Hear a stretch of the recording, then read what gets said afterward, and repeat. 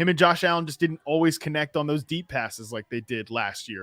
All right, this one from Young Simba. Diggs started as your wide receiver 1 this year. What are your thoughts on him as we finish and head into next season? Did he peak last season? Look at the release. There's your separation. Great route. Stutter and go. Gets by clean. That is unbelievable. Maybe the greatest catch I've ever seen. Is he now in tier 2 for fantasy wide receivers, or should we expect a bounce back here in 2022 next season?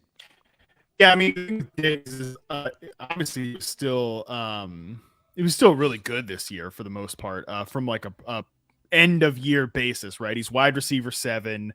He's caught 94 passes, almost 1,200 yards, 9 touchdowns. But the journey to get there wasn't quite as like he didn't have those massive games that he did last year. I think there's a couple of different reasons why. Number one, I think that the Bills offense has just kind of gone through a little bit of an identity crisis all year long, or not really an identity crisis, but more so like they realized their identity from last year couldn't just be the only identity. I think they have to sort of remake themselves a little bit to be more efficient. Him and Josh Allen just didn't always connect on those deep passes like they did last year. They were like, you could argue, of course, that Diggs peaked as wide receiver 3 last year. That's certainly possible. But then this year, wide receiver 7, like that's why you took him where you did. I think I probably overranked him at wide receiver 1. Like I think it should have been Adams and like just not thought a second about it. But I don't think you really can regret where you took Steph Diggs if it was like round 2 or something like that. You know, for the most part, he's been a really good, reliable player. I think Stefon Diggs has been actually pretty consistent. I mean, you know, obviously he's had a couple games in the single digits, but you know, again, with a top 5 pick, or a top 7, top 8, 9 pick, you're thinking, okay, you would like to get a little bit more, but man, if the season ended today and we're talking about 94 receptions for, 1,200 total yards and 9 touchdowns, I don't know how you get mad about that. You know what I'm saying? So yeah, 150 targets. Look, the volume is there. He's seeing air yards. There was one game where he had to play in, the most ridiculous, weather circumstances known to man. And just barely missed on a long touchdown there. Not only am I optimistic, I can almost say with certainty, bank it. Like this dude is going to be continue to be a great player going into next season. And dude, 100 catches and like 1,500 yards is absolutely doable.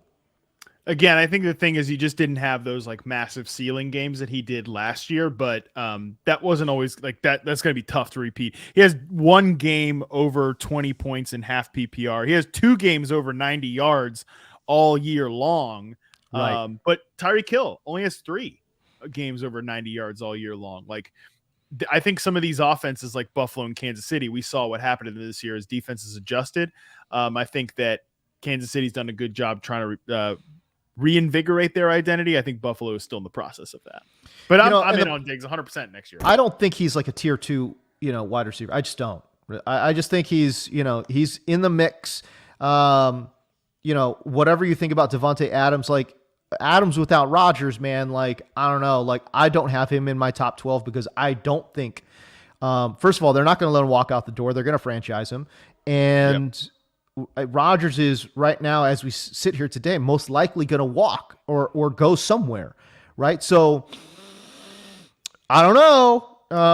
And that's why I've got Tyreek up there, really, really high on my rankings. And I think Diggs is somewhere in your top 15 too. So I don't know. Like, I'm not saying, okay, he's a top 12 guy, but certainly somewhere in the top 18 picks, I think you will see Stefon Diggs go. And I think that's a really fair price for him. I think he is a tier 1 receiver next year as well. Yeah, when I do the draft rankings, of course, for the site, as I always do, he will be a tier 1 receiver.